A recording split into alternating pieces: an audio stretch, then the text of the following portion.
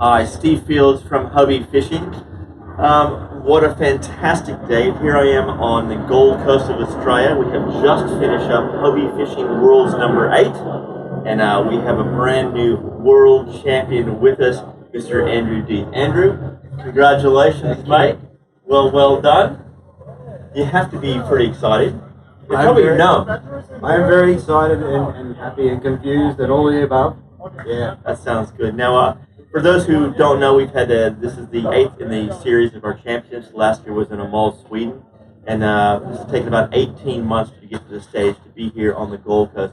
You fished the Gold Coast before. I think you came up for the last tournament as a prep for it.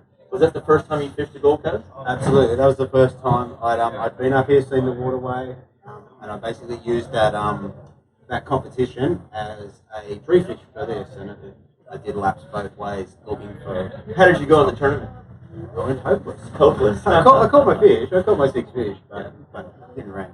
Now, going into this, I mean, you've been in our tournament scene since 2009, and it's come a long ways from the Hen and Chicken Bay with the 30 or so guys, and now we have 11 rounds throughout the year. And those rounds is how you qualified in Angler of the Year. Yeah, exactly. So even that was a bit of a nervous wait. Like as it got to the end of the year, the points were close, and I ended up qualifying just at the end. Just at the end, that's good to know. Now, there's a lot of good names around here, and I think you came into this the other day and you're going, how am I going to beat some of these guys? And you're able to put it together, and now you're sitting in the chair, which is unbelievable. Just some of the guys that were there out here, we had a 3-day comp, 2 days of pre-fish. On pre-fish 1 and 2, what did you do in those days? Okay, so pre-fish day 1, I went north and fished around, fished the flats, fished deep, and what have you, and then but didn't really get any fish. I think you came through at 1 o'clock, and I hadn't had a fish. So that was day 1. Day 2, I went a long way up in the Rang, found some fish, but then as it turns out, when it came to comp day, I chose to go back to the reef. I tell you what, that kind of paid off. We started seeing some patterns here, and the one thing that played into this is the tide and the current. No run, no fun played here. And what we worked out, most anglers had already worked out, is those on the north side of the start line with the seaway lane there with the ocean here, they had the tide changes first. We went and saw Richard Summer today about 11:30, and it had only just started coming in, so those guys were on a decreasing tide. In some of the areas, all the pontoons were sitting in sand, so they had to wait for the water to come back up here. Now, comp day 1, you went back to the reef. Is it Cooper's Reef? I'm not sure. Yeah, I'm going to call it Morley's Reef, because every time I come here in the Gold Coast, Morley's there and a handful of other Australians. So you went to the reef day 1? Went to the reef day 1. I'm going to rename it the United Nations Reef. Everybody was there. Everyone was there. For us, a car park. We could go there. Bob and I would go there, and all the photos we get all in one spot. We'd have to drive for hours. Yeah. Did you do day 2 and 3 there? Yeah. After day 1, after getting a decent bag day 1, I figured deep water, lots of run, it'll probably replenish. So managing spots. You asked me on stage whether I had a plan in terms of managing my spots. That was my plan. It should refresh. Fingers crossed.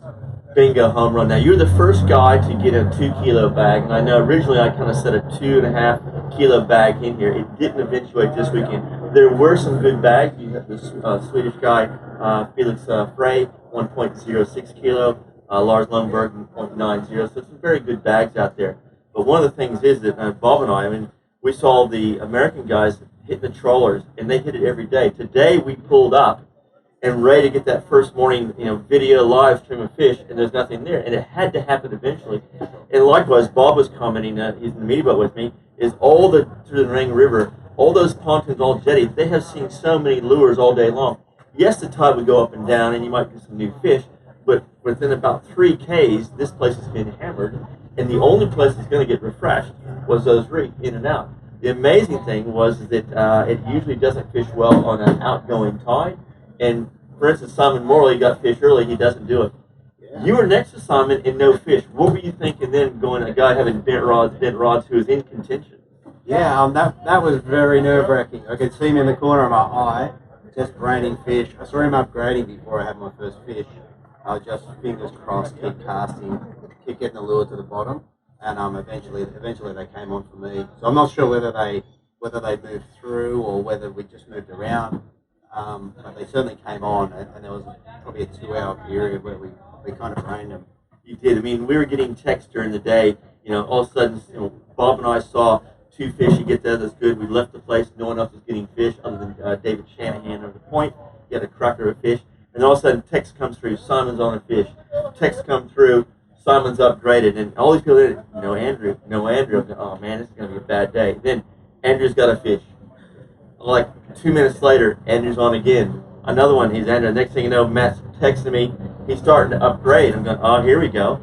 Meanwhile, I had Rusty Weed and Jamie McEwen north of us. All of a sudden, Jack Gammy's got his bag. So it's about the same time you got your bag, Jack Gammy, and they're estimating about a 147 bag. And I'm going, all right. Then we hear Richard Somerton. Some of the guys, Chris Hickson only had 1 fish. And other guys, Finn Sloth didn't have any fish. And there's a lot of Europeans that stage didn't have fish. So really, all the action was back down on that reef, and we just kept watching all day. Then things went quiet.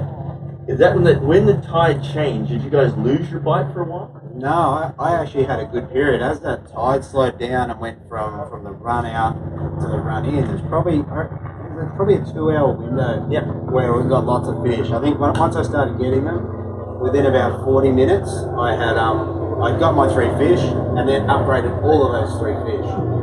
So. And for a while there, the texts were coming through. There was a group of you guys, Richard Benson, who had, a 40-centimeter fish. He had the big brim of the day. And Simon Morley and yourself and all that group of people that were there. It was almost like, bang, bang, bang. Is that what was happening up there? Yeah, exactly. In that period, you could see and hear reels going and people obviously landing fish and upgrading. I spoke to Simon afterwards, and we both got a run of fish around that sort of 34 to 600 gram mark, and there was just a few ones that were slightly bigger. I think I probably got 8 fish over 34, which is a phenomenal comp. That's good. That is really good. That sounds good. We've already talked about the lures you had afterwards.